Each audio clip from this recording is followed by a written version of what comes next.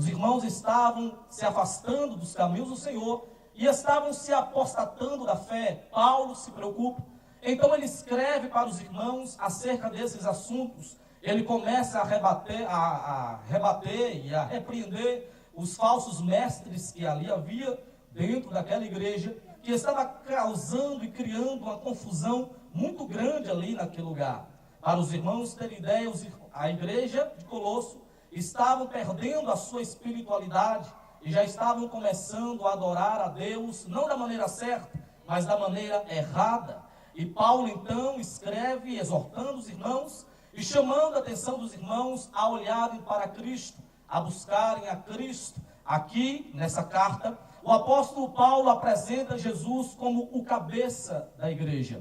Ele apresenta Jesus como aquele que é o mestre, aquele que é o dono da igreja, aquele que é o soberano, o todo-poderoso. E somente a ele, o Senhor Jesus, é que a igreja deveria adorar. No capítulo 3, que ora nós acabamos de ler, Paulo ele vai falar sobre coisas espirituais. E ele vai chamar a atenção dos irmãos para buscarem essas coisas que há lá em cima, a buscarem essas coisas que Deus tem reservado e preparado para a igreja lá em cima. E o que eu acho interessante é que Paulo ele faz questão em dizer, quando ele chama a atenção dos irmãos para olharem para cima, ele é enfático, ele é uma pessoa que vai enfatizar e deixar bem claro que quem está lá em cima é Cristo. E esse Cristo está à destra de Deus. Fiquei perguntando um pouco, por que Paulo citou o nome de Jesus?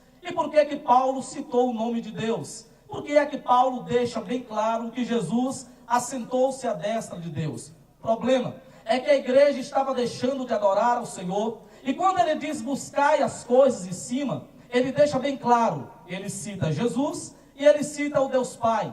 Por que ele faz isso? Eu estava meditando e foi muito interessante e Deus falava ao meu coração. O problema, a questão é que as pessoas, se Paulo não citasse Jesus e se ele não citasse Deus, se Paulo não falasse que Jesus tinha sentado à destra de Deus, os irmãos daquela época, a igreja, não iriam entender, iriam começar a adorar o sol, ou talvez a lua, ou quem sabe as estrelas, coisas que existem lá em cima. Os irmãos sabem muito bem que existem muitas pessoas que até hoje adoram o sol, adoram a lua, adoram as estrelas, são deuses para alguns. Paulo deixa bem claro, buscai as coisas que são de cima, porque ele está lá em cima e assentou-se à destra de Deus. Em outras palavras, Paulo estava dizendo, vocês precisam adorar e buscar somente a ele. Mas depois, vamos entrar neste assunto.